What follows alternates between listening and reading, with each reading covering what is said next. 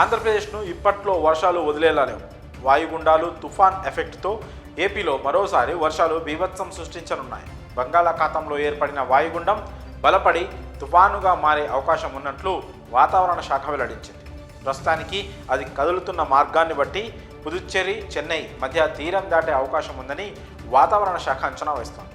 ఈ తుఫానుకు ఫెంగల్ తుఫానుగా పేరు పెట్టారు. దీని ప్రభావంతో ఏపీలో అతి భారీ వర్షాలు కురుస్తాయని హెచ్చరించింది వాతావరణ శాఖ. కాగా ఇప్పటికే ఆంధ్రప్రదేశ్లో కురుస్తున్న భారీ వర్షాలు గలగలలాడిస్తున్నాయి. వాయుగుండం ఎఫెక్ట్తో పలు జిల్లాల్లో అతి భారీ వర్షాలు కురవనున్నాయి.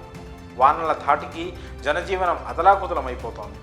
తుఫాను ప్రభావంతో రాగల 6 రోజులు ఏపీలో కుండపోత వర్షాలు కురుస్తాయని ఐఎండీ తెలిపింది.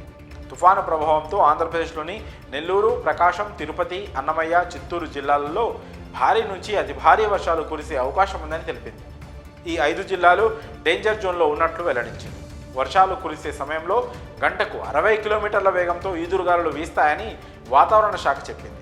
ఉరుములు, మెరుపులతో కూడిన వర్షాలు దంచి కొట్టనున్నట్లు అధికారులు వెల్లడిస్తున్నారు. కొన్ని రోజుల్లోనే తేలికపాటి నుంచి మోస్తారు వర్షాలు కురిసే అవకాశం ఉన్నట్లు తెలిపారు. తుఫాను ప్రభావం ఏపీతో పాటు తమిళనాడు, పుదుచ్చేరిపై ఉంటుందని వాతావరణ శాఖ ప్రకటించింది. తమిళనాడును ఆనుకొని ఉన్న దక్షిణ కోస్తా, రాయలసీమపై తుఫాను ప్రభావం ఎక్కువగా ఉంటుందని తెలిపింది. మరో 48 గంటల తర్వాత ఉత్తరాంధ్రపై కూడా ఫెంగల్ తుఫాన్ ప్రభావం ఉంటుందని వాతావరణ శాఖ వెల్లడించింది. రాబోయే 48 గంటల్లో అన్నమయ్య, ప్రకాశం, చిత్తూరు, నెల్లూరు, తిరుపతి జిల్లాలలో కొన్ని చోట్ల భారీ వర్షాలు కురిసే అవకాశం ఉన్నట్లు తెలిపింది.